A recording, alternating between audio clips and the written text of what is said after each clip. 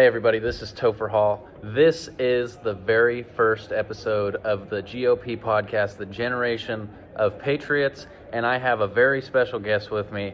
His name is Vijay Ingam, and he has a very exciting story, so we are going to just dive right into it. First of all, if you want to take a second to introduce yourself and just kind of let them know your story. You were telling me some pretty incredible things. Sure. My name is Vijay Ingam. You might have seen me on Tucker Carlson or CNN defending Donald Trump, which is a tough thing to do. But I was very great to meet you at the convention today. We're at the California Republican Convention. To meet a fellow Patriot and Trump supporter here. And, he really impressed me with he's an emphatic supporter of our cause. And I think that's really huge. It's really huge. Well, I really appreciate that.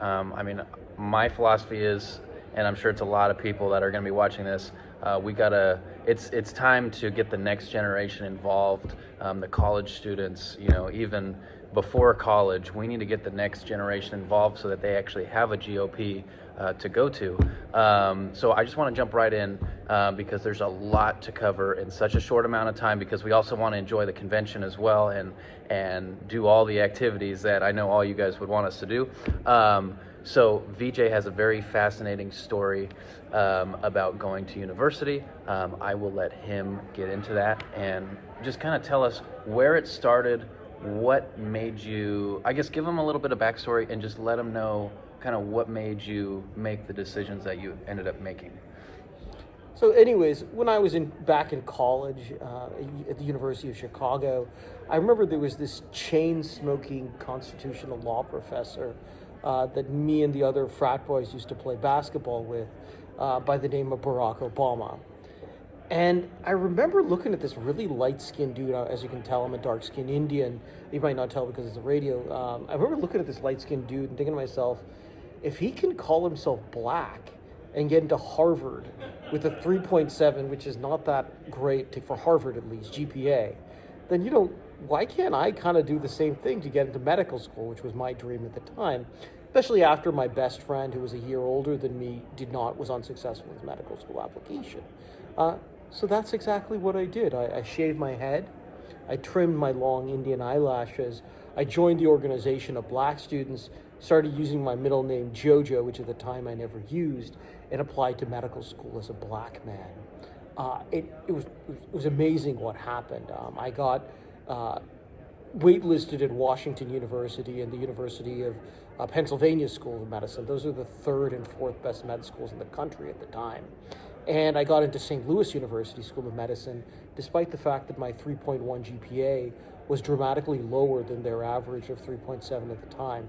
So I was completely shocked by how much race impacted admissions. I didn't realize that you just check that box on an application. Now, you're probably saying, I hate to submit it, that was 25 years ago. And you're like, well, was that relevant today? So somebody who applied to medical school in 2016 with my 3.1 GPA and 31 MCAT score had an 18% chance of admission as Asian and 75% as African American. So by checking that box, you could improve your chances of admission by 60%. Think about that. You check a box and you improve your chance of admission by 60%. So meaning until very recently, you could pull the same scam today as I did.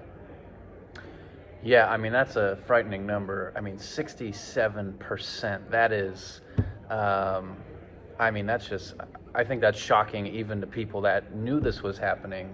I think most of us, including myself, did not know the exact number. So I appreciate you sharing that. So just kind of let us know, what was it like, and was there any moments where someone questioned you, or did they just kind of go along with it? Well, so it was a great story. I had a whole plan. I went along, this thing. And actually, a lot of people say, well, even if I shave my head, I don't necessarily look black. A lot of people are like, you don't necessarily look black. And I said, well, yeah, that's the whole book. It was like a caper. And my book is called Almost Black. You can check it out at almostblack.com. But actually, the climax of the book is walking into a medical school interview at Case Western Reserve Medical School in Ohio and having a black physician accuse me of lying about my race.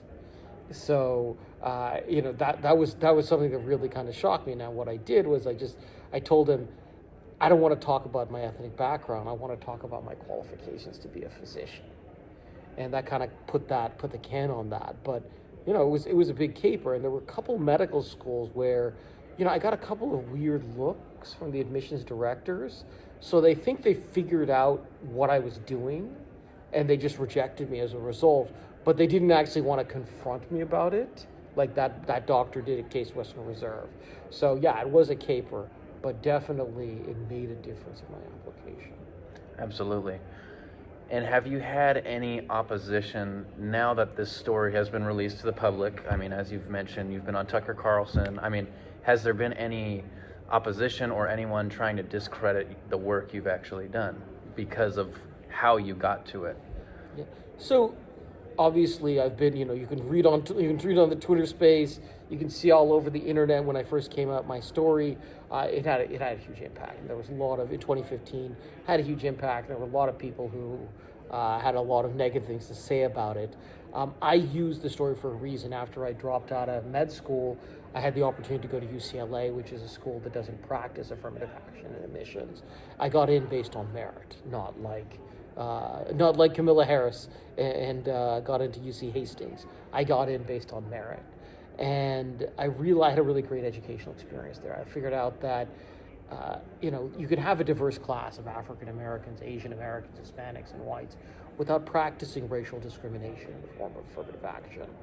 So I wanted everyone to have that educational opportunity. That's one of the reasons I told my story, because the Attorney General, Camilla Harris, was attempting to reinstate affirmative action in UCLA. I subsequently was part of the Students for Fair Admissions campaign. So I've used my story as a way to fight racism against Asian Americans and white people, because I think that everyone deserves a fair place. Amazing. Totally agree.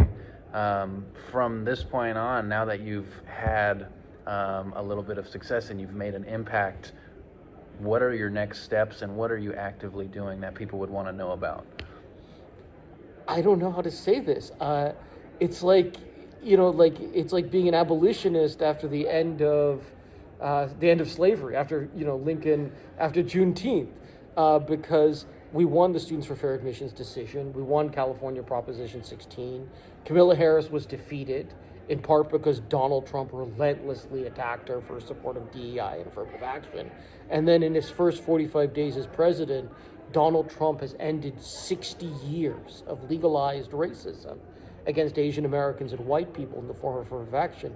Unfortunately, you can't pose as black like me, Camilla Harris, and of course, Pocahontas Senator Elizabeth Warren, who famously posed as a Native American to get a faculty position at Harvard and University of Pennsylvania. You can't do that anymore because Donald Trump has effectively ended it in his first 45 days.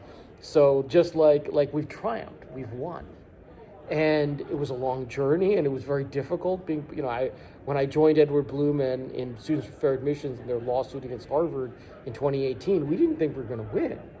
But what we did was, through Proposition 16, through our successful Supreme Court case, we showed that both affirmative action was incredibly unpopular, even in deep blue California, but also that we could get that we had the support of the courts behind us.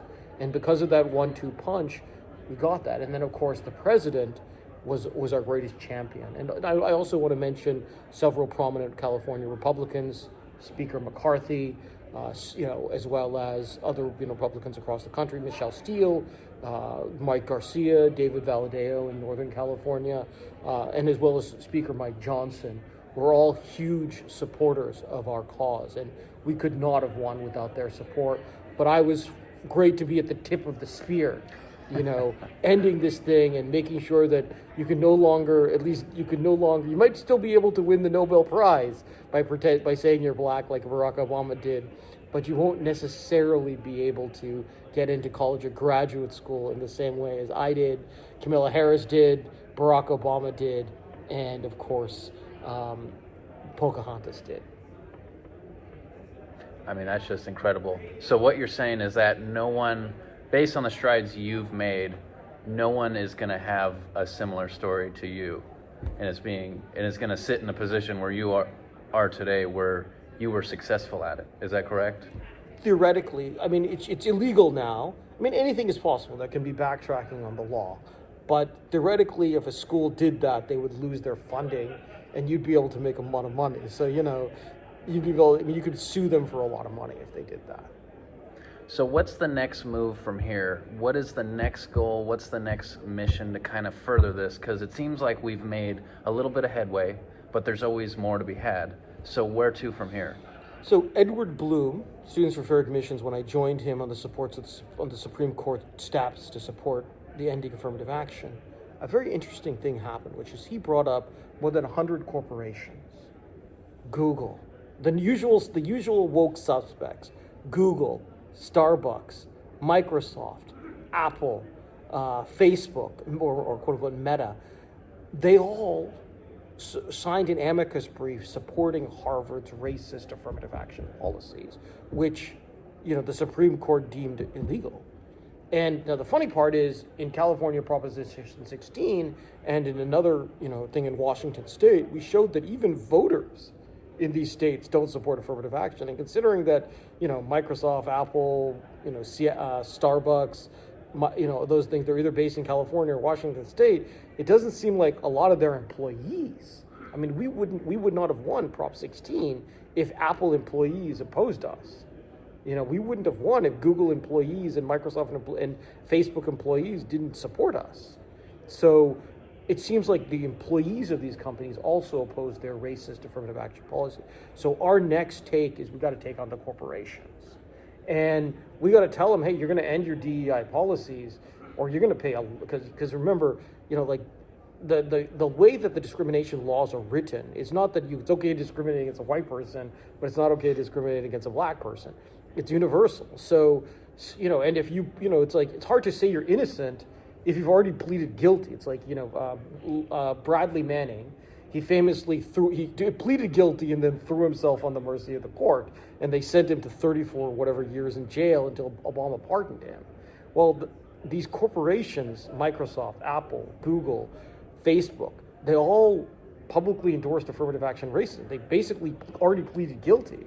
So now what the Trump administration and we Republicans are doing is say, well, we're going to look at every hiring decision and promotion decision that you have made in the last 15 years.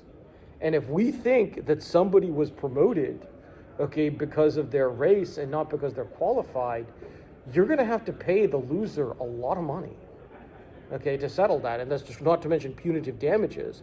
And all of these are hugely liberal, anti-Trump corporations. And, when you think about the market capitalization, you could wipe out Apple. You could wipe out Google just by going after them for the discrimination that they have admitted they did. Al Capone went to jail, because he evaded taxes. Actually, he killed thousands of people, but what they nailed him for was evading taxes. These woke corporations have acted heavily against Republicans. And now it's not, we're not going to persecute them for protesting, for censoring Republicans. What we can do is we don't have to show mercy on you if you have legitimately committed racism against Asian Americans and white people, and we have ferocious anti-discrimination laws which can and will be used against you. And if you happen to be an employee of Apple or Microsoft or Google or Facebook and you think that you were passed over for a promotion because you happen to be Asian American or man or white, please bring suit. Bring suit against those corporations because they need to stop their woke DEI policies. I'm glad you brought that up because that was going to be my next question, because I think it's important. There's obviously things we do at the statewide level, but then there's things that the everyday person that's not necessarily political but isn't going to buy into this nonsense that are working for these companies like Google and I'm sure Intel. I mean, that's a big one in Folsom, California, because they have a large facility. What are things, is it bring it to their supervisor? Is there things that they can do, or is there any reassurance you can give to the person that feels like they might face retaliation based on bringing information forward about potential racism or affirmative action? So, look, there's always a struggle in everything. The two things I would say is once you've left a corporation, they can't really retaliate against you because of that. But I can't really talk to that about because I'm not an attorney. You probably want to consult an attorney, but if you feel like you've worked hard in a job and because you're not in whatever racial group that they want to target, you've been discriminated against, please, bring that to the attention, bring suit against that and use it to help end racism in corporate America, because that is the next phase of our plan. Already President Trump has targeted the American Bar Association, that is the legal organization that governs attorneys, for their DEI policies, which are both racist and now with the Supreme Court decision, illegal. Now, jumping into kind of the statewide level, is there any, obviously liberals are kind of crafty and, they know how to they're pretty crafty with their words and how they pass bills. Is there anything that just the everyday person, any kind of concerning language that we can be on the lookout for when knowing what to vote on and what to vote against? So there is no reason why someone's race needs to come up with anything to do with hiring or job. If you think that someone at your company was promoted or this thing because of the company thing, bring it to their attention. Say affirmative action, DEI racism is illegal in the United States, and you can file a complaint with the Civil Rights Division. You can file a complaint with the Federal Bureau, with the federal government, and the Trump administration will prosecute them. So please bring that to the attention of the government because it is both illegal. There's nothing in the law that says you can discriminate against white people or Asian Americans or men or heterosexuals for that matter. I really appreciate that. I feel like people need to hear that because I think a lot of people especially the ones that are like, oh, I'm not political. You're really doing people a disservice by not bringing it up and not speaking against it, because then the company feels like they can keep getting away from it, getting away with it. And I think that's really important that we bring it. And if enough people start bringing it to their attention, change will happen. We've already seen it. He is a testimony of what can happen if you speak out against things. So from here, I kind of want to talk about, just for a few minutes, about what you can see the GOP doing better as a whole. Is there anything specific that you would like to see, in this next year? Obviously, we're going through a transition time and some leadership. Is there anything you would like to see specific people doing? So the key thing about the party is we need to be more unified. We need to win elections, and there needs to be some accountability. If the current leadership team was winning elections, if we hadn't lost seats in the last election when Trump outperformed in the last election, and we lost seats. And so we can't say that, the National Party, dragged us down. We have to say there's something wrong in the state government and that we can't just keep electing the same state party leaders and they've lost. There needs to be a cleaning of the house. So unfortunately, I think that there's a lot of internal establishment candidates within our party who are running, and they need to be changed, not because they're bad people, not because I don't think that they have the intentions of the party at heart. It's because you tried, you did your best, and you lost. There has to be accountability. When somebody works in a position and they are not bringing the results that they deserve, they need to lose. We lost 3 seats. Two good congressmen who I really admired, Michelle Steele and Mike Garcia, both lost. We didn't gain any seats in the state legislature. And there's no cleaning of house. People are not resigning. People are not acknowledging responsibility. And that's in any democratic society. When you're not successful, you have to acknowledge it and step aside. And now that we have the chair, elections for vice chair and other, I want to see our party clean house and pick at least new leaders who are going to try something new. And also, we really need to get in on the internet and AI. I am a ChatGPT AI enthusiast, just because I see the potential of the technology. I use it every day in my business for like on our website design, and basically whenever there's things that come up in any business and day to day, and you're just like, how do I redesign my website, or how do I deal with this technical glitch? And I feel like that the party needs to embrace it too. Just like Elon Musk, Elon Musk is the captain of AI. We need to be a party that embraces AI and embraces the technology. We can't wait until the Democrats become the champions of it. We have to race now. You don't have to tell everyone using it, but I think we need to embrace the technology in the same way that Elon Musk has, if we are going to be successful. The next thing is, the final thing is that, unfortunately, a lot of the civil servants are Democrats. Is essentially like you put, you can tell the number of Republicans Musk fired because every single one of them is on TV saying I voted for Donald Trump. Everyone else who they fired was a Democratic donor. Okay, they said that 93% of the people from USAID donated Democrat. 3% of how could you even have a company in the United States where half the population votes for Democrat, half the population votes Republican, and there are 3% of the employees are Democrats? Are Republicans rather. How is that even possible? You wouldn't some of the Republicans would hide, hide that they were Republicans. So what, the moral of the story is that by purging the federal government, we're just firing Republicans because there are almost no, we're firing Democrats because there are almost no Republicans that roll. So Doge needs to go in there and just purge the department and clean out the government, because this is where the people, where they get this, the source of the Democrats' cash is the government. The government employees are their biggest supporters. This is how they get all their money. Okay, and they need to know that we have not forgotten that.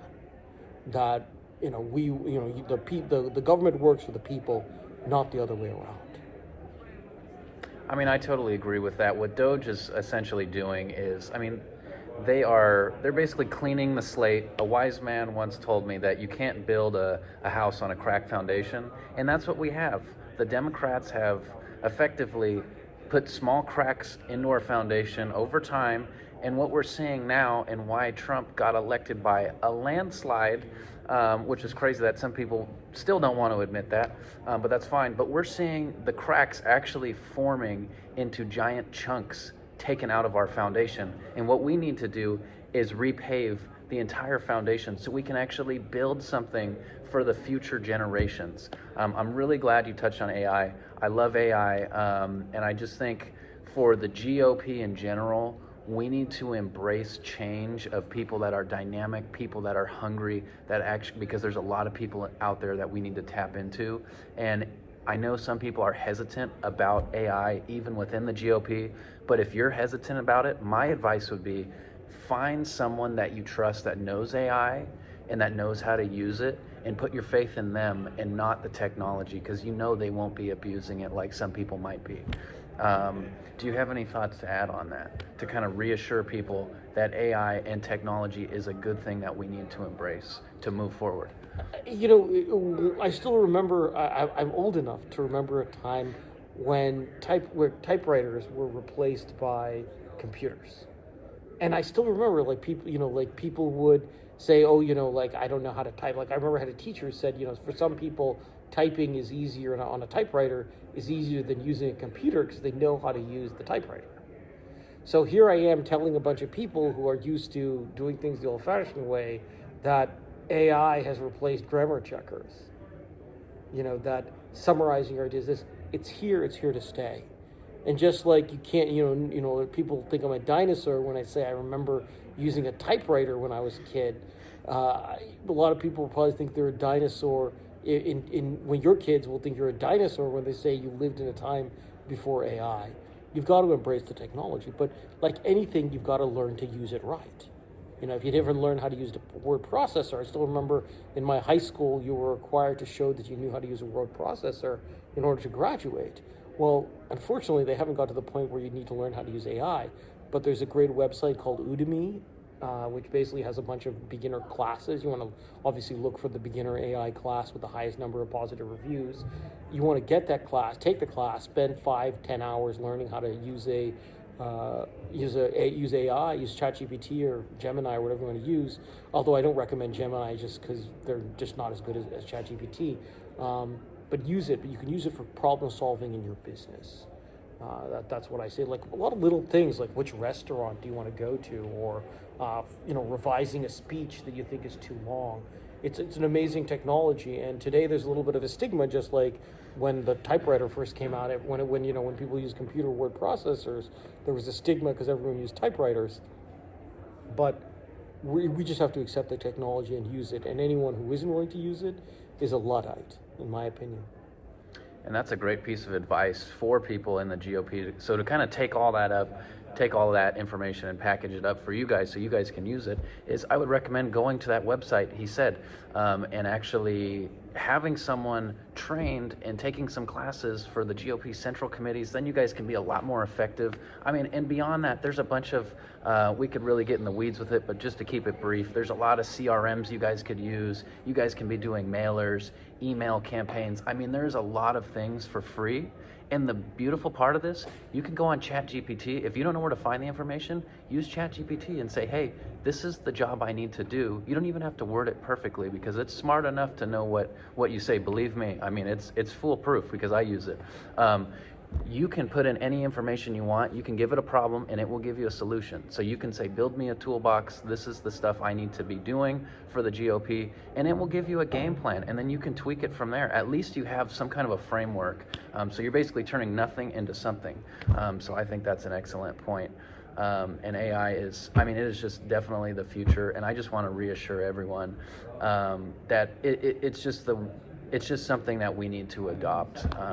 Because I think the Democrats are, for lack of a better word, they know how to advance, and if we just want to stay stuck in our ways, we're not going to continue to improve and grow, and be a flourishing GOP like we all want. So it might not be perfect going forward, but it's going to be, I can guarantee you guys, if you hang with it and you look for those dynamic people to get into offices and you kind of see an up-and-comer, I would highly recommend giving them a second look. Because they are the future of the GOP, and we need to be propping up people who are actually going to create momentum for the GOP. And then quickly, we don't have a whole lot of time here. I want to keep this kind of concise. I know there's a lot of information, but he has something very exciting to say on why he thinks Trump should win the Nobel Prize. So I'm going to open up the floor to Vijay, and he's going to take it from here for a minute. So anyways, I think all of you guys know Martin Luther King won the Nobel Prize for Peace because he ended segregation in this country. Nelson Mandela, F.W. de Klerk, they won the Nobel Prize because they ended apartheid in South Africa. When I was an undergraduate at the University of Chicago, I think I've mentioned earlier, I used to play basketball with future President Barack Obama. I never did figure out why he won the Nobel Prize for Peace. But in his first 45 days in office, Donald Trump has ended 60 years of legalized racism against Asian Americans, white people, and men in the form of affirmative action. He's done more in 45 days, I would say, than Obama and Biden combined did as president. And that isn't even getting to the point that he's bringing Ukraine and Russia to the brink of peace. I think that Donald Trump deserves the Nobel Prize for Peace. I think that he's earned it and that he's changed the world in a positive way. To paraphrase Gandhi, racism is a terrible form of violence. And Donald Trump has done his part to end it, to end affirmative action racism. And that is why I believe that he deserves the next Nobel Prize for Peace. Bringing peace to Ukraine after 3 years of constant war and almost 1 million deaths, that's just a bonus, in my opinion. Wow, just absolutely fascinating. I just want to provide you with maybe a couple minutes, take some time. If you have anything up and coming, promote your book, whatever you want to do. How can we find you? How can we support you? Where do we start? Where do we start looking? So check out my website, almostblack.com, to find out more about me and my efforts to fight affirmative action racism. But I feel like, I'm I guess the next stage is really to go after to talk about corporate America. I feel like I need to change my message now to focus on ending DEI in corporate America, just because I think that when you're applying for a job, you should know that, hey, I got the job because I was the best qualified guy, and not because of race or anything like that. But unfortunately, there's a lot of corporations that still do that. So that will be the next phase of our struggle. Amazing. Vijay, I appreciate you being on the show. This is our very first episode. This is an exciting one, and this is the first of many. We're going to have a lot of amazing people speaking about a wide range of topics. I mean, this is going to be the future of the GOP, and this is something, to my knowledge, that I don't know any other GOPs doing. This is the Generation of Patriots podcast. Please subscribe to us. We will be on all major platforms. We will have an Instagram, we'll have a Rumble, we'll have a YouTube, all that good stuff. So please find us and just stay tuned. Hit the subscribe button, hit the notification button so you can stay up to date on all things of the next generation of Patriots. Take care.